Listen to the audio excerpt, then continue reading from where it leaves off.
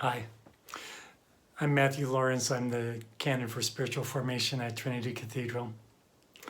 I wonder if you have the same tradition that I've enjoyed since I was a child in Thanksgiving, when we all go around a table together and talk about the things that we're grateful for. You can tell a lot about a person by listening to them talk about what they're grateful for. Usually there's kind of a predictable pattern to it, you know? The 9-year-old boy says he's grateful for the new video game. The college student says she's grateful for having passed the econ exam. Mom and dad are grateful that the family's all together and healthy. And grandma's grateful for one more year of life and having seen her grandchildren. I find that typically, the older and more mature a person is, the more likely they are to talk about the things that are beyond themselves that they're grateful for, beyond their own individual pleasures. Their list might expand to things that younger people might feel too embarrassed to talk about, like love and family. They might even go beyond all that to things the whole world enjoys, like the writings of Margaret Atwood, or the teachings of the Buddha or Jesus, or Beethoven's sonatas for piano and cello, my favorite. And then there are the moments, those precious, sacred moments when people surprise us, they go against type. When a child says that she's grateful for the love and support of her siblings, that's when my ears perk up and my heart opens, When Uncle George, who's been a heavy drinker all his life, when he says he's grateful for one more year of sobriety, I just gotta say amen to that. When the chronically snarky teenager says he's grateful for the camping trip he went on with his dad, that's a God thing happening there,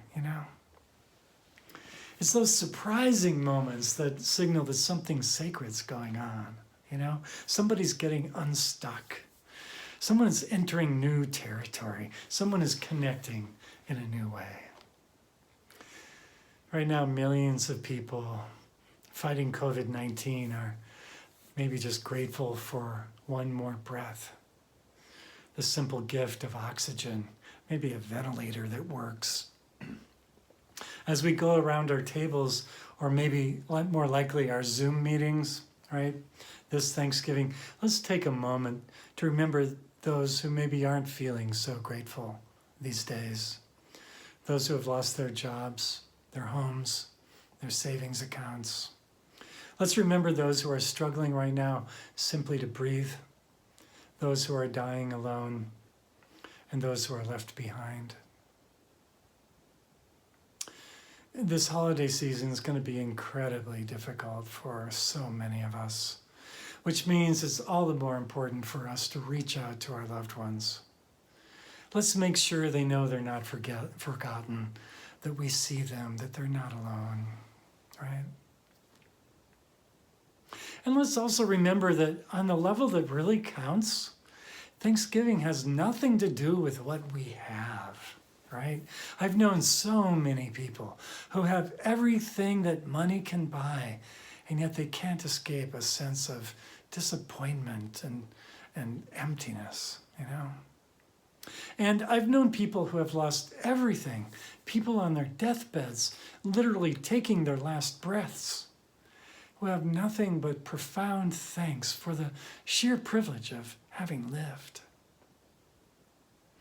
The poet David White reminds us that gratitude arises from paying attention, from being awake in the presence of everything that lives within and without us. In other words, if we're not grateful, we're not paying attention, Gratitude, he says, is the understanding that many millions of things come together and live together and mesh together and breathe together in order for us to take even one more breath of air. That we are miraculously part of something rather than nothing. Even if that something is temporary pain or despair, we inhabit a living world with real faces, real voices, laughter, the color blue.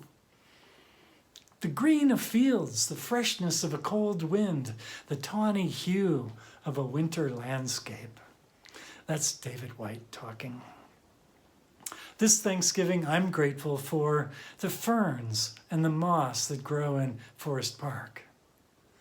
I'm grateful for the laugh lines on my beloved's face.